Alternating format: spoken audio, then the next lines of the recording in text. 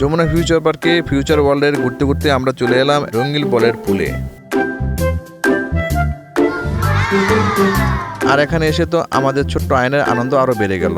চারপাশে রঙিন পরিবেশ, খেলাধুলা, নানা আয়োজন, সবকিছু দেখে আয়ন একেবারেই মেতে উঠেছে। বিশেষ করে বল নিয়ে খেলাটা তার বেশ পছন্দ হয়েছে।